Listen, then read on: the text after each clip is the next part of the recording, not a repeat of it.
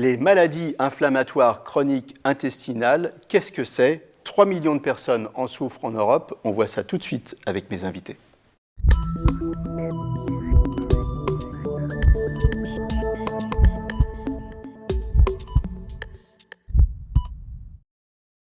Avec moi sur le plateau, Anne Buisson, vous êtes directrice adjointe de l'AFA Crohn RCH France, c'est une association, on va y revenir tout de suite, et le docteur Philippe Pouletti, vous êtes président d'Abivax et DG de Truffle Capital. Anne Buisson, alors, ces maladies, les MICI, les Mickey, comment on dit? MICI, Mickey? On dit ce qu'on veut. On dit ce qu'on veut. Les maladies inflammatoires chroniques de l'intestin sont deux maladies.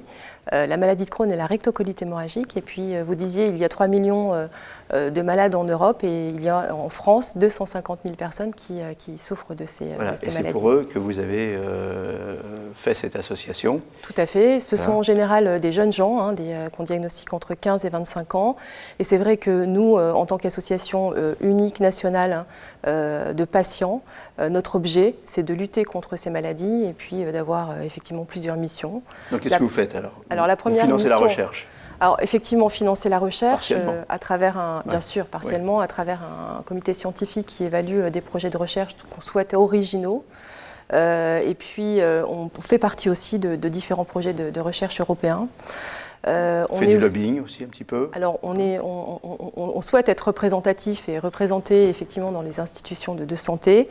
Et on souhaite aussi que ces maladies, qui sont quand même finalement assez peu connues, bien qu'assez fréquentes finalement, soient des priorités de santé publique parce qu'elles ont un impact majeur dans la vie des patients.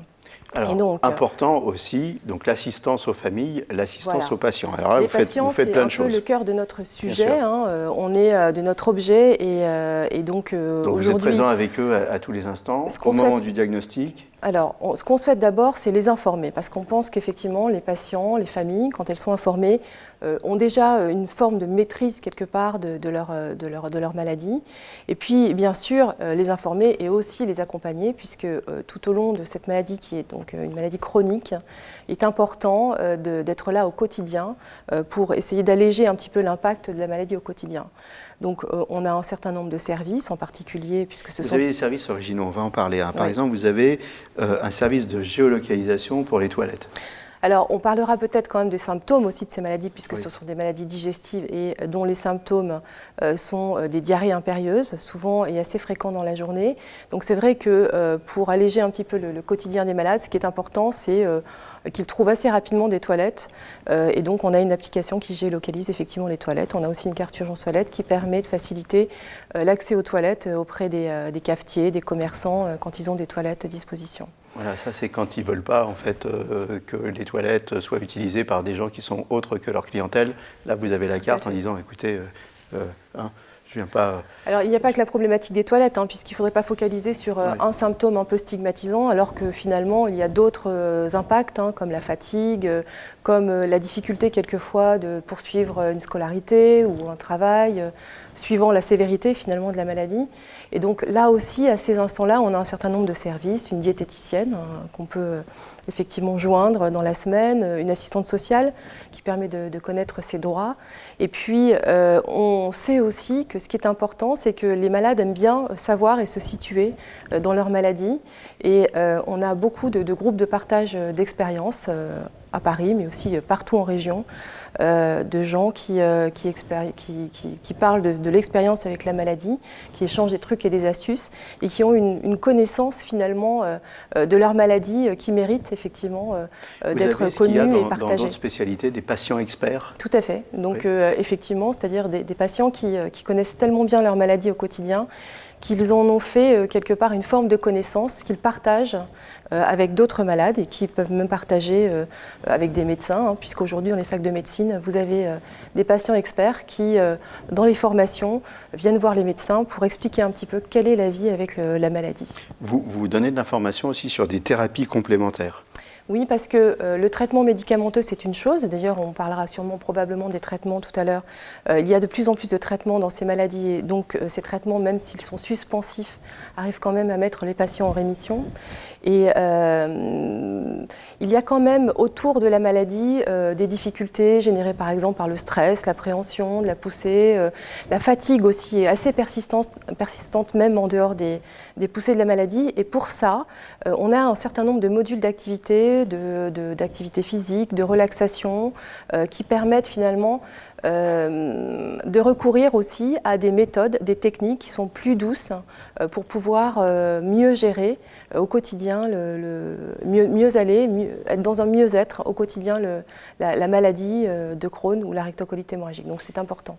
On a parlé de la vie des malades et puis du rôle de votre association. Là maintenant, je me tourne vers le médecin. Vous pouvez intervenir à tout moment quand même. Je me tourne vers le médecin.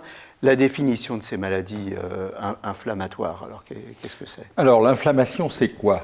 Vous, moi, Buisson, on peut se défendre contre des bactéries, des virus, des agressions, des cellules cancéreuses grâce à une réaction inflammatoire et un système immunitaire qui en général va faire une poussée aiguë pour se débarrasser de l'agression et puis après ça revient à la normale. Mais dans certaines maladies comme la rectocolite hémorragique, la maladie de Crohn, mais aussi la polyarthrite rhumatoïde qui touche les articulations, le psoriasis qui touche la peau, eh bien ces réactions inflammatoires deviennent chroniques. Il n'y a pas le frein naturel qui va les ramener à la normale.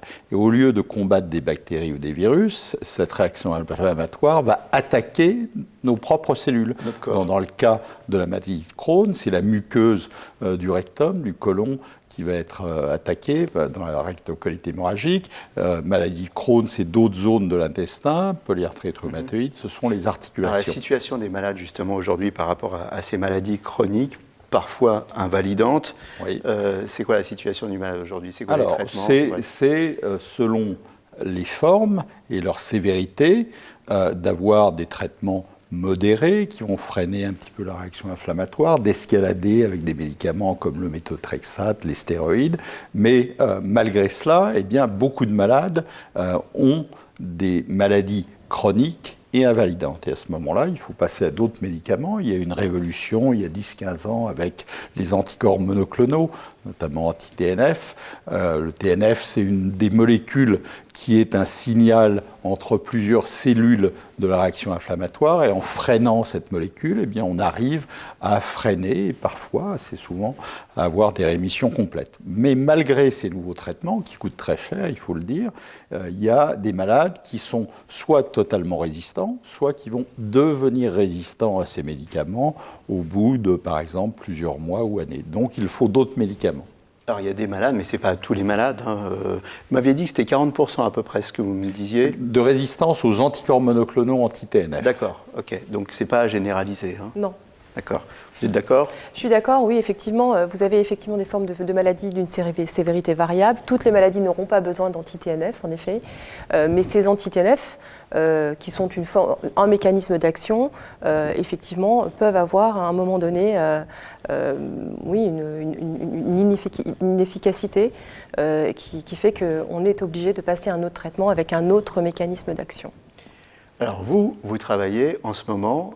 Alors, on va prendre toutes les précautions d'usage pour ne pas donner des faux espoirs aux gens, pour ne pas leur dire que ça va être un traitement miracle qui est disponible demain en pharmacie, mais vous travaillez sur un nouveau principe en ce moment, et ça s'appelle, alors c'est un nom un peu barbare, c'est l'ABX 464, mais cet ABX 464 qui est actuellement en phase d'essai 2B, donc c'est déjà quand même assez avancé, c'est quoi le mécanisme? Comment ça fonctionne? Alors avec Abivax et en collaboration avec le CNRS, on a commencé il y a 10 ans ces travaux de recherche, on s'est intéressé à un nouveau mécanisme dans la réaction inflammatoire et notamment de induire un frein naturel de l'inflammation. Je vous disais tout à l'heure que la réaction inflammatoire, elle doit pouvoir se produire, il faut la freiner. Donc, avec Abivax et nos équipes de R&D, on a regardé comment stimuler ce frein naturel. Et ce frein naturel, sans rentrer dans les détails, c'est un micro-RNA qui s'appelle le MIR124, qui est stimulé par la BX464. naturellement par l'organisme. Et c'est lui qui, en fait, si c'est- j'ai bien compris, on a une inflammation, on se défend. À un moment, l'inflammation doit stopper. Exactement. Le MIR 124 est sécrété naturellement par Voilà. l'organisme et ça stoppe Et l'inflammation. le MIR 124, il va dire aux différents On va dire, soldats ah, de ciao, l'inflammation, voilà, on ça y arrête, est, les gars, c'est rentrez fait, chez vous à la arrêtez. caserne. Sauf qu'il ne le dit pas tout le temps. Sauf Et que là, vous lui il le dites, dit pas tout au le MIR temps, 124, et vous lui donc, dites, allez, on pousse faut- le MIR 124 faut aller en porter disant, le message. Il faut aller porter le message. Donc, bien sûr, il y a eu beaucoup de recherches précliniques avant d'engager les premiers essais cliniques.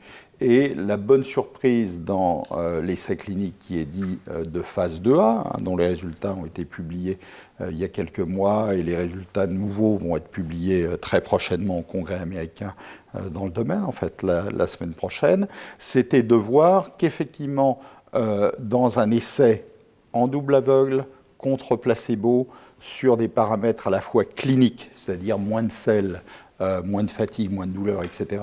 Des paramètres endoscopiques, c'est-à-dire on va regarder la muqueuse avec un endoscope pour voir si elle est inflammatoire ou elle est saine, et sur des paramètres biologiques, parce qu'il y a des marqueurs de l'inflammation, eh bien, il y avait une efficacité que les cliniciens spécialisés dans le domaine ont jugée impressionnante. Maintenant, avec prudence, il faut dire, c'est 32 malades, c'est un premier essai, mais c'est très encourageant et c'est pour ça que le Canada, par exemple, et d'autres pays ont l'autorisation d'entamer les 7 phases 2B. Les 7 phases 2B va consister sur un beaucoup plus grand nombre de malades, là encore un essai contrôlé en double aveugle, à évaluer la meilleure dose.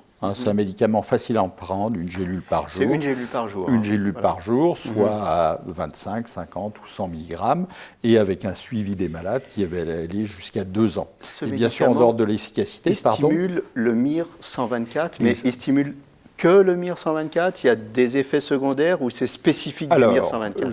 C'est une très bonne question. Le mécanisme semble effectivement très spécifique. Maintenant, il faut être prudent parce que la bonne tolérance d'un produit, ça se juge bien sûr dans des études de toxicité chez l'animal avant de commencer chez l'homme, mais vous pouvez avoir parfois des effets secondaires que vous ne verrez que chez un malade sur 100, 200, 500. Donc à ce stade, on peut dire que les résultats sont prometteurs et encourageants, mais en aucun cas de dire que le développement est finalisé. Anne Buisson, votre association, elle se tient au courant de la recherche. Vous la connaissiez Les malades connaissent évidemment cette étude, et nous-mêmes dans les congrès, on a ramené déjà ces nouvelles des congrès, en particulier européens. Donc effectivement, on attend de voir comment ce sera sur plusieurs patients et surtout la phase 3. Centaines de patients. Voilà. Écoutez, moi je dirais, on attend et on espère, pour les patients que tout se passera bien, parce que beaucoup justement espèrent par rapport à ces maladies. Merci à tous les deux d'être venus sur le plateau. Anne Buisson, je rappelle, le site de votre association, c'est www.afa.asso.fr. Et Dr Pouletti, on espère que ça va rapidement changer la vie des patients. Merci beaucoup à tous les deux. À très bientôt pour un nouveau numéro. Et d'ici là, portez-vous bien.